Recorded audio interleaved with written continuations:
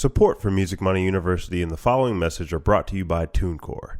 Do you want to take your career to the next level and start making money from your music?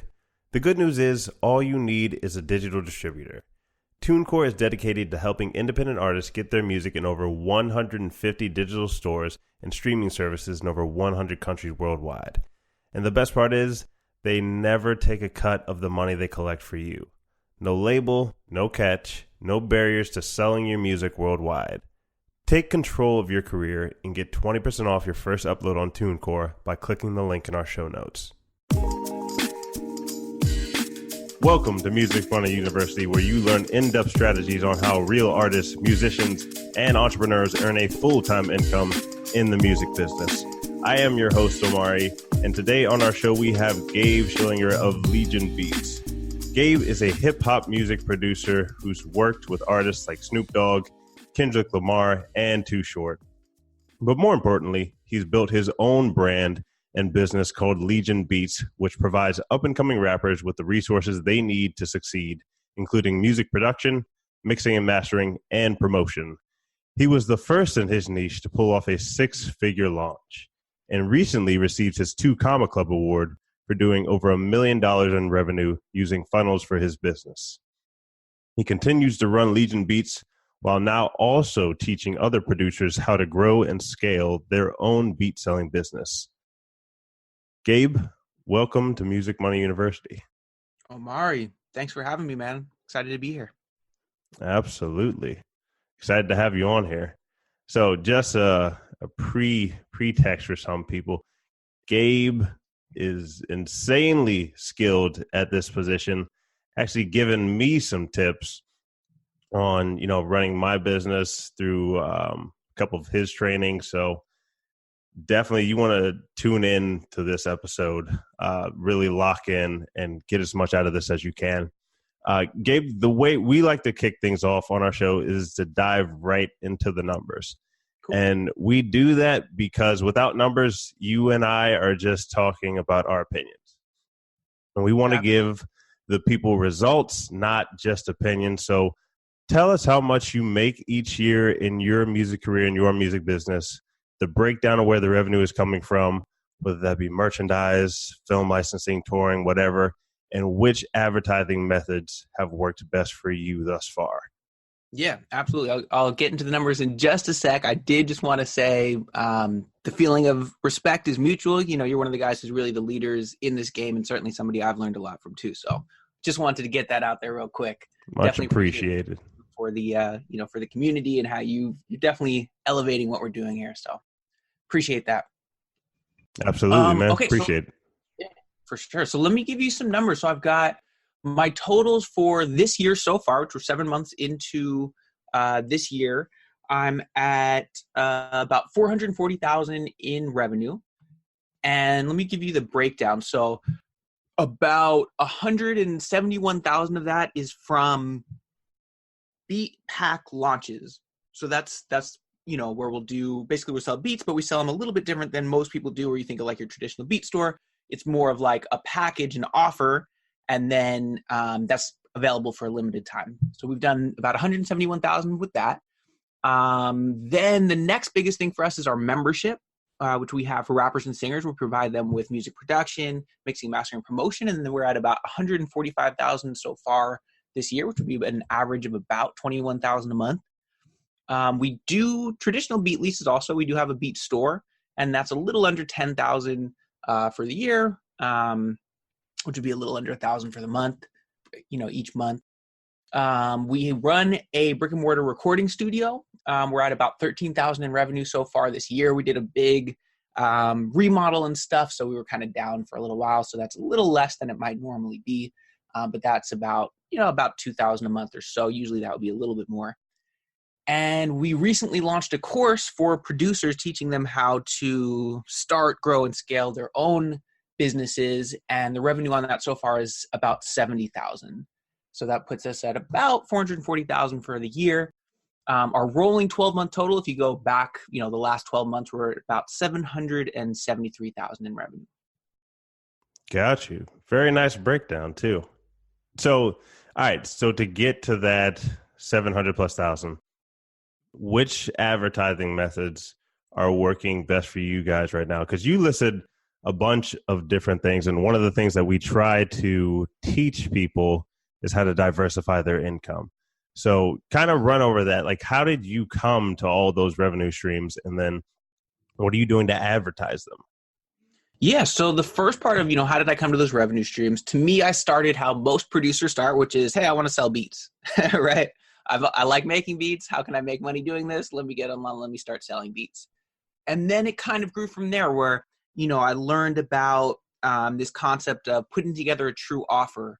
And also this other concept, which is that, as a business, your whole thing that you do is you solve a problem for your clients, right? That's what a business is. And what's something that's interesting is every time you solve a problem for that client, you inherently create more problems for that client. Now, it sounds bad, but it's actually a good thing. If you think about okay, if you make your client a bunch of money, now they have a new problem. They need to learn how to invest that money. They need to learn where to go on vacation, right? It's not a bad thing. It's a good thing. And the higher level of problem that you can solve, the more value you're bringing to your clients and the more successful you're going to be, the more money you're going to make. So it started out with just selling beats, but then it's okay, well, that inherently is creating more problems, right? Again, not a bad thing. It's actually a good thing where, okay, well, now they need their songs mixed and mastered.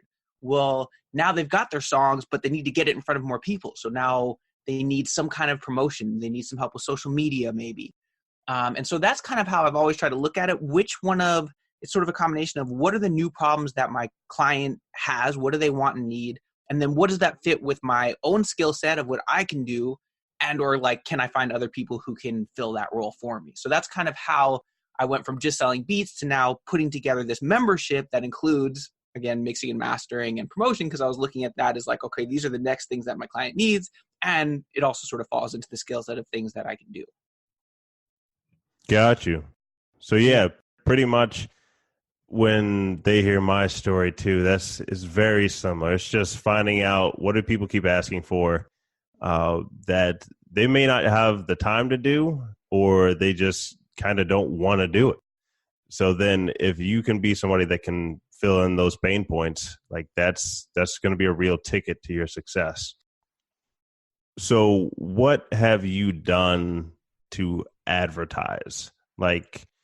You listed all those. Some of them lend themselves better to online than others, but you guys definitely are on top of advertising, being advertising gurus. What are you finding that has worked best for you within the past 12 months to get to that 700K? Yeah, so the biggest thing for us is Facebook ads, right? And when I say Facebook ads, I mean using the Facebook ads platform, which actually will get your message in front of people on Facebook, in front of people on Instagram, people on Facebook Messenger, which, by the way, more people have Facebook Messenger installed on their phone than Facebook. Gets your message in front of people who have the WhatsApp app, because Mark Zuckerberg bought that. There's something called the Audience Network, which Mark Zuckerberg, who owns Facebook, also has, where you can get your ads on a bunch of different sites and games and everything. So basically using the Facebook ads platform, I'm able to get just about everywhere. And that's by far our biggest way that we bring people in. It's something where it's I don't think there's ever been anything in history as far as an advertising platform where you can get so specific with your targeting. So it's amazing. So that's something that's been working for us really, really well. It's really what's allowed us to grow fairly quickly is that, hey, once we realize that we have a offer that's converting, meaning a high enough percentage of people who are seeing the thing we're selling are buying it, then we know, okay, well, we can just increase our ad spend, because if for every dollar we put in, we get $1.50 or even $2 back out, I'm just going to keep spending more and more money on these ads because it's just generating revenue.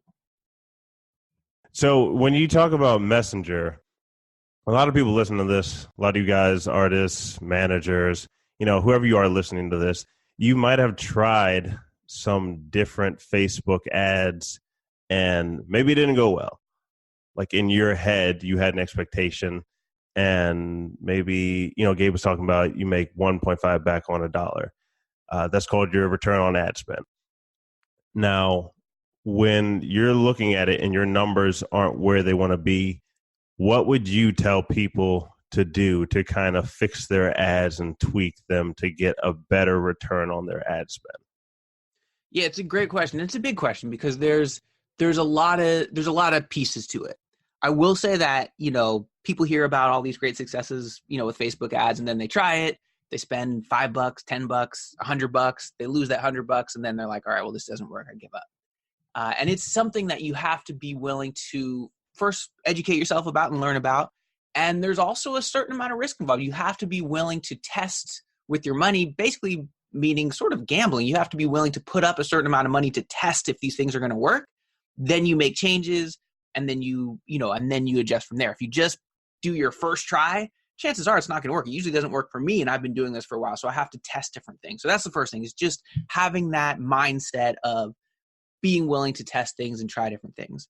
As far as some specifics, it's definitely going to depend on, what exactly you're selling or what you're trying to bring to the market. But, the biggest thing is always your offer. Like, what are you selling? Like, that's always going to be the most important thing. If your offer sucks, like, people aren't going to buy it. Nothing, that supersedes everything in my mind.